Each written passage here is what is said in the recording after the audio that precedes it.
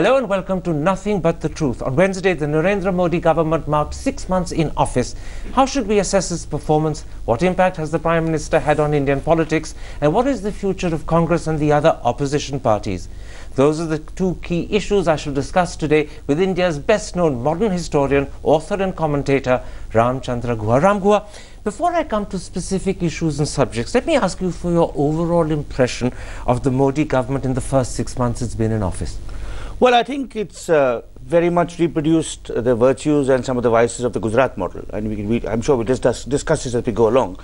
But firstly, of course, one must salute him for his energy. He's hit the ground running. He's been extraordinarily active, traveling all over the world, campaigning for his party, first in Maharashtra, then now in Jharkhand and in Kashmir. And we now have a clearer idea of his administration, especially after the second round of ministerial appointments. And from that, as I said, the Gujarat model emphasizes infrastructure, ease of doing business, fiscal prudence.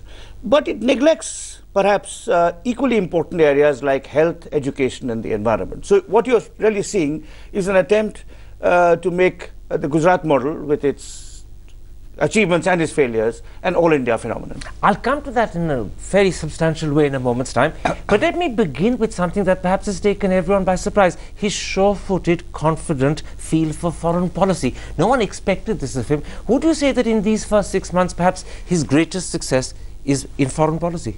Well, he's been certainly thinking about it, Karan. I mean, maybe we didn't observe it because we were so focused on his chief ministership and his candidacy, but he had been traveling to Japan, traveling to China. He'd been reaching out to the NRIs. He couldn't meet the American NRIs because he didn't have a visa. So he'd been thinking along those lines. Having said that, certainly, I mean, that has been a surprise, that a person who has been chief minister of a state for so long would take such a keen interest in foreign policy and essentially direct it himself. I mean, perhaps to the extent of making the formal foreign minister somewhat redundant. I mean, there was a lovely photograph I saw in a newspaper the day he came back from Australia and Fiji, where Sushma Swaraj had gone to welcome him at the airport with flowers, and the headline said, "Modi visits India," which was slightly sardonic, but he certainly made foreign policy his pet project. What do you make of the invitation to President Obama to be the chief guest on Republic Day? Do you see it simply as a significant improvement in the bilateral relationship, or do you think this is also a clear indication of strategic positioning of India on the international sphere? Well, I think one must look at it in a slightly historical perspective. Between the 1950s and the 1990s, except for a thaw after the China War, relations between India and America were extremely bad. I mean, there's a famous book on our relationship called Estranged Democracies. It started improving from the late 1990s, and the credit is given to George Bush Jr. I think it was Clinton who started the thaw, particularly when he spent 5 days in India and 5 hours in Pakistan. A clear departure from favoritism which previous regimes, American regimes, had shown towards Pakistan. So this is a continuation. I mean, in a sense, it's symbolic because he's the first American president to address Republic Day. But from 1998 onwards, at least at the level of affability, recognition of shared cultural values, the importance of the diaspora, Indian-American relations have been on the upward trend. What this will say about strategic cooperation, economic relations, we'll have to wait and see. You know, the interesting thing is that the two other heads of government with whom Mr. Modi has in fact established a personal rapport are Shinzo Abe of Japan and Tony Abbott of Australia, and both of them are very close to America. Is there a sense in which you're seeing a strategic four-way relationship emerging? Because Mr. Modi doesn't hide his affinity for the West, for democracy, and for being on the right of the political divide. Well, that's an interesting question. I mean, Obama, of course, is not on the right of the political divide. I mean, there's a clear, he's at the moment hamstrung by the fact the Republicans control the Senate and the Congress. He's left within America, but he's a lot right of the Indian position. Well, only in the sense that Indian intellectuals have been historically anti-American. But those Indian intellectuals are even older than you and me, Karan. I mean, the younger Indian generation based in India, whether it be intellectuals or professionals, are very much oriented towards America. So I don't think we should read too much into this. What about Mr. Modi's great speeches in Madison Square Garden, the All Phones Arena? Do you think he's actually fashioned a new tool for foreign policy in these speeches, or is this just a way of boosting his ratings at home?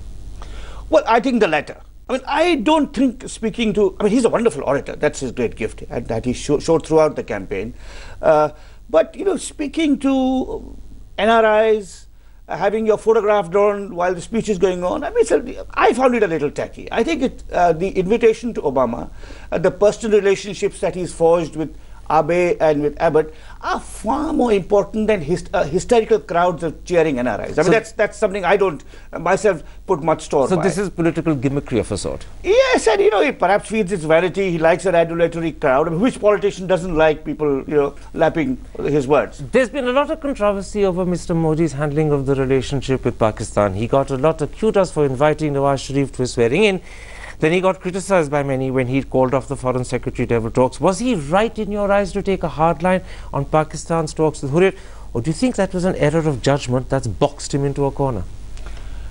It's hard to say because we don't know the inner workings of that decision. How much of that decision was linked to the BJP's electoral plan in the valley, where they would have to take a hard line against Hurriyat.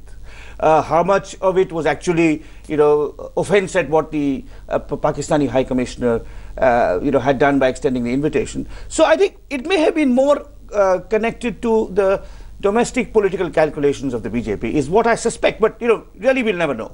Let's then come to Mr. Modi's handling of economic policy. Now, he's launched schemes like Make in India, Jan Dhan Yojana. He's increased FDI levels in insurance and defense. He's got commitments of some $55 billion in investment from the Chinese and the Japanese. He's clearly attempted to reach out to American CEOs. As you see all of this, is it giving a new direction to India's economic policy, or is it simply pursuing UPA policies more vigorously and perhaps with more skill? The latter, and with perhaps with a better equipped team. I think this is something we should discuss this cabinet. Now, in my view, the cabinet ministers who inspire trust, who are capable, competent, forward-looking, are those in charge of finance, defense, power and coal, and railways. So infrastructure and the economy. And two of those are new. Yes, so which is why I said now with the second round of cabinet appointments, we have a clearer sense. Also, I would say that the appointment of Arvind Subramanian as Chief Economic Advisor, who was a completely non-partisan choice, and in fact someone who had criticized the Gujarat model in the past, sent a very good signal that we'll get the best minds regardless of earlier affiliations, and also in this case complementing Raghuram Rajan and the IMF. So I think there you have modern, forward-looking, capable a set of reformers who can carry on the UPA's agenda, but with much more vigor, much more cohesiveness, and much more determination. Within the cabinet, do you see Arun Jaitley emerging as perhaps the most powerful, certainly the most effective of the ministers? Well, effective is too early to say, but certainly the most powerful and the most autonomous. I mean, it's clear that he can speak to Karan Thapar or anyone else in the press very freely, without looking over his shoulder at what the Prime Minister's office may be saying about him. The others live in awe of the Prime Minister. In a sense. So clearly the person who's most autonomous, most authoritative, but his effectiveness we'll have to wait 2 or 3 years to see. Let me explore this question of Arun Jaitley's effectiveness by asking you this question about Mr. Modi's attitude to economic reforms. Many people say that his response to his political challenges is bold, decisive, courageous. Maharashtra and Haryana in a sense proved it. But Mr. Modi and Arun Jaitley's response to economic challenges tends to be cautious, incremental. They look for consensus before they act. Do you share that opinion? Many industrialists are a little disappointed by the lack of pace in reforms. Well, I think it's too early to say. As I said, he's got a good team. The first budget was very hastily conceived shortly after they assumed office. I think, and you have to also look at the second round of appointments. I think Suresh Prabhu is a good, he had a very high reputation in Mr. Vajpayee's government for being capable and efficient and honest. The last attribute may be perhaps being why he was removed from Mr. Vajpayee's government.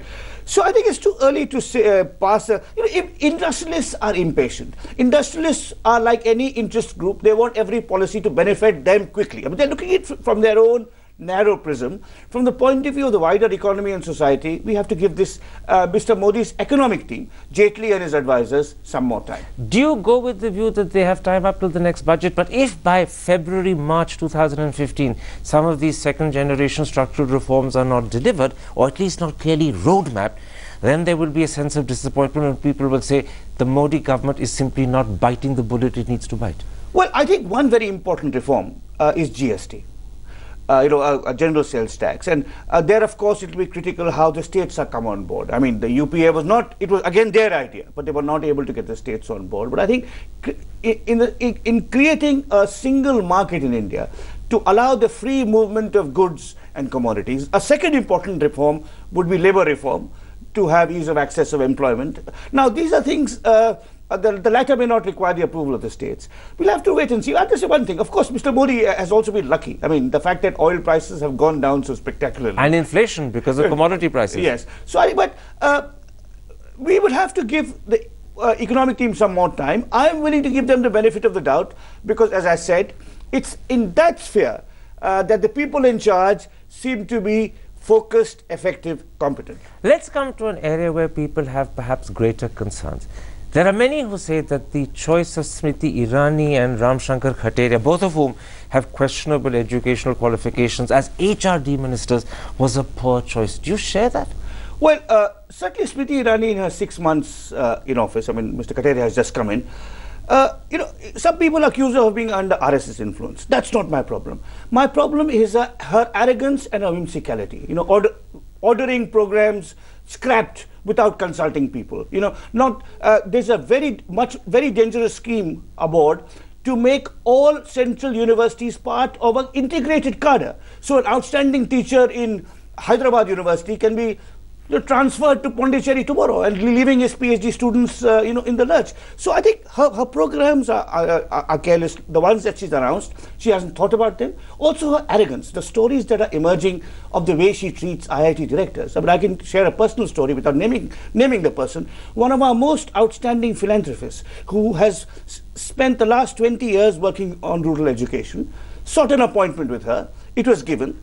Instead of tapping him for experience, she spoke, as my informant told me, for 47 of the 50 minutes of the interview. So, the way she, changing media advisors so often, as if your perception in the media is more important than concrete policy reform. I think these are serious questions. I would also like to say something which is not normally discussed on television and in shows like this, Karan. I think the other real worry I have is the dismantling of environmental safeguards.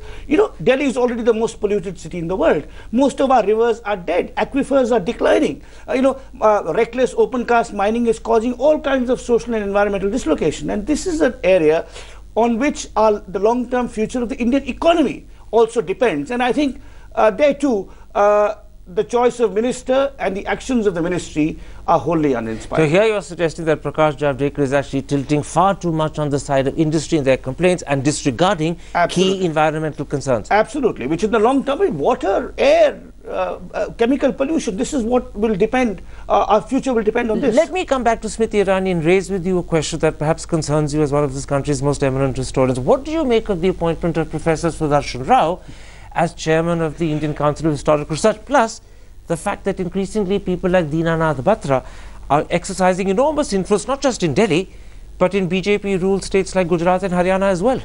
Absolutely, it's extremely worrying. And I was thinking on the similar appointments in the last NDA government.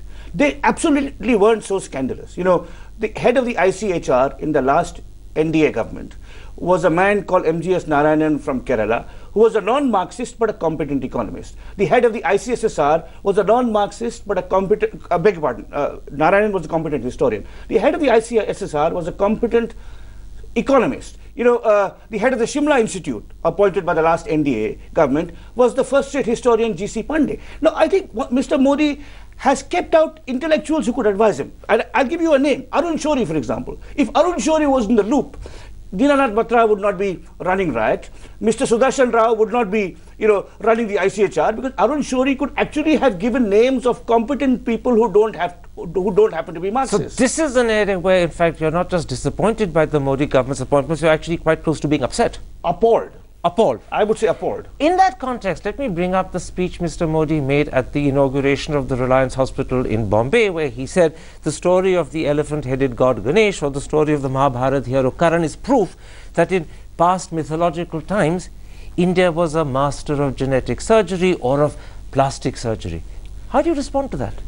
Karan, this is not new. This is what is taught in, various RSS summer training programs. But to hear it from the Prime Minister? I've heard it from the Uttarakhand Health Minister about 8 or 9 years ago. Instinctive, somehow this came out. I hope he regrets it. I hope, he shows no sign of that. Well, he's doing many other things. But certainly it was an appalling remark, and I wish, as you wrote in a column at the time, some of our scientists had come out and corrected it. Because we are in the 21st century, you can't be claiming that the ancient Indians had solved all the problems of medical science.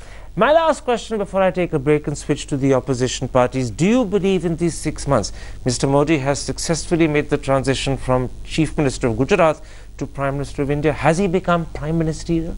I think so. I think he has made the transition quite seamlessly. He seems quite comfortable in Delhi. He seems quite comfortable interacting with the leaders of the world. He's shown, as I said, a great deal of energy.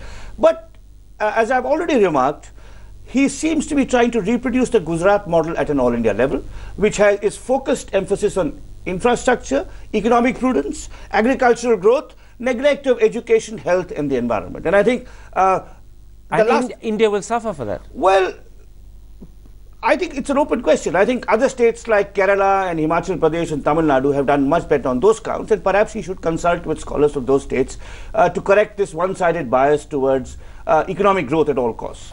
Ram Guha, let's take a break at that point. When I come back, I want to talk to you about the impact Mr. Modi's victory has had on the Ramachandra Guha. Ram Guha, has the election of Mr. Modi as Prime Minister with a majority of 202, and then his fairly substantial victories in Maharashtra and Haryana, significantly, perhaps even decisively, changed the nature of Indian politics? Absolutely. And certainly for the next decade and a half, what we're going to see is a single-party dominant system. We had it in the past. The Congress was dominant through much of India, facing only regional parties through the 50s and the 60s. Now it's the BJP. Now it's the BJP exactly in a very similar position. Instinctively, do you feel that in fact what Mr. Modi began on the 16th of May is going to last not just 5 years but possibly a decade?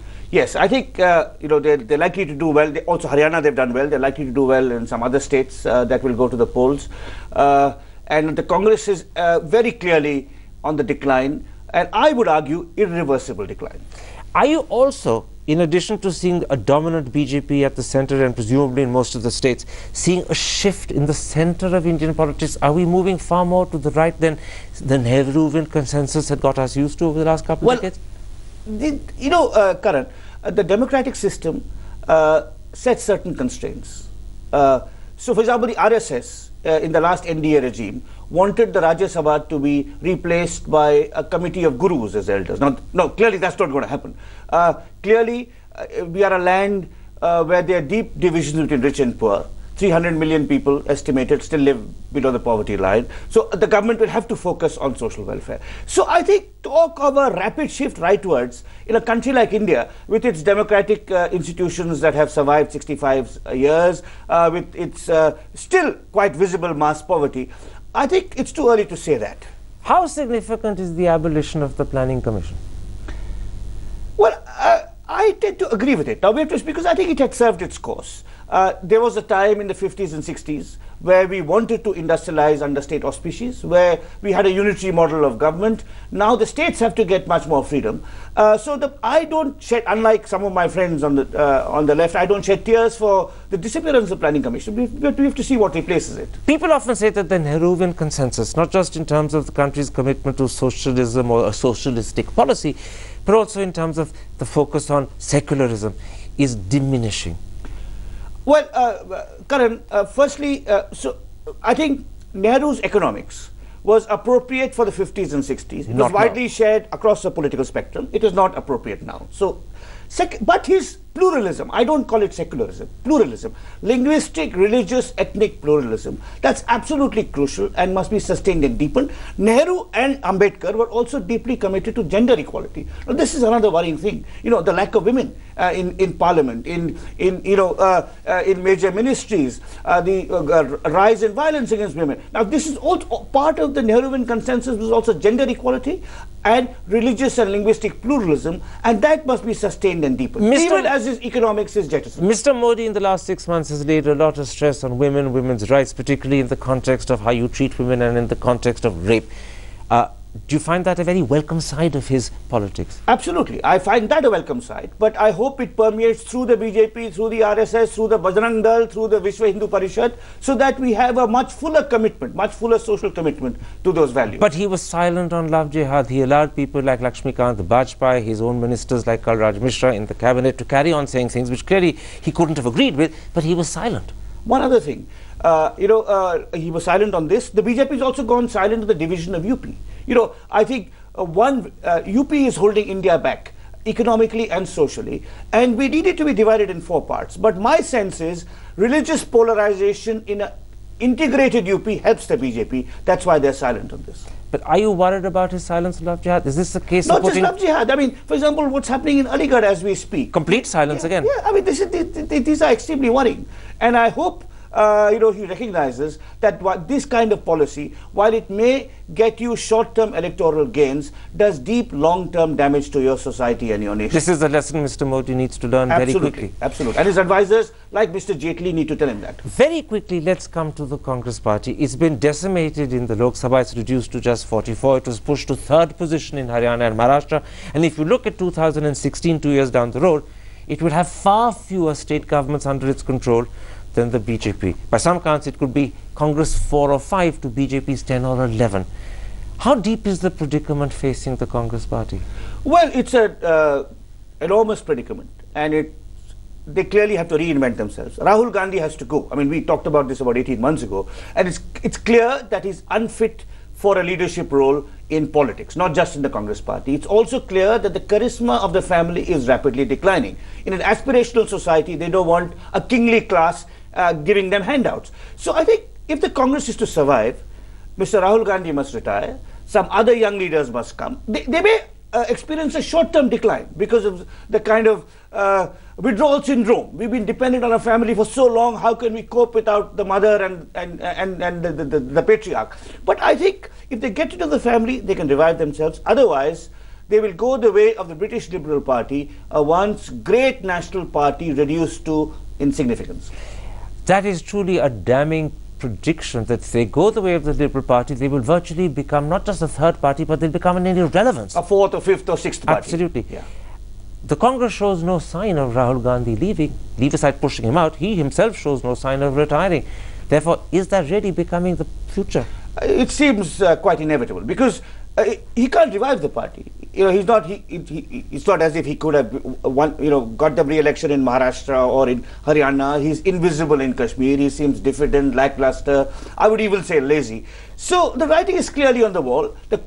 Future historians would write appreciatively of the role of the Congress in the national movement, with some appreciation of the Congress's role in building national unity in the 50s and 60s, and then also trace its decline and disappearance. At the other end of the political spectrum, the left is also in serious decline. But in their case, is this a cyclical downturn, or are they truly and badly out of sync with the new aspirational mood of the country? The latter. And clearly, like the Congress, they're still sticking. Now, for example, they desperately defend Nehru. When Nehru was alive, the communists attacked Nehru for not being left-wing enough. Now they say he's the only leftist icon we have. Let's have command and control economics. So they're out of touch with young people, what they want. They still haven't abandoned their love for the socialist fatherland, whether it be China or Russia. So like the Congress, the left is going into secular decline, and there's a space waiting to be filled. It may take 10 years, it may take 15 years, but over a period of time, disenchantment with the BJP will grow, and somebody has to capture it. It can't be the Congress, it can't be the left, nor indeed can it be some kind of recombined elements of the Janata Parivar, which has become again a series of family parties. So the Aam Aadmi Party, in the long term, may be the best hope for an alternative. Except that at the moment, as you look at the situation, and this may be the situation for the next 10 years, there seems to be no visible, credible opposition to Mr. Modi. Not just to Mr. Modi, the BJP, because you must not forget that Mr. Modi is in Delhi. The BJP is ruling in the states. The Sangh Parivar with its pracharaks is controlling state organizations. The cultural fronts of the BJP are active in redesigning curriculum and so on and so forth. So it is not a healthy situation for any democracy when a single party is so dominant at all levels. So at this moment, when Mr. Modi and the BJP have awakened for many middle-class Indians a sense of hope, you're actually saying this dominance of one party is not healthy for our democracy. There is a flip side to this. In the short term, maybe we can live with it. I'm a historian, so my perspective is somewhat more longer term than that of an industrialist who wants quick profits in the next, annual report. So perhaps 5-10 years you can have a dominant BJP, but in this time, some elements of a national opposition with a slightly left-of-centre perspective, not ruled by a single family, not beholden to caste politics, would have to emerge for India to retain its health and vigour as a functioning democracy. Ram Guha, a pleasure talking to you. Thank you, Karan.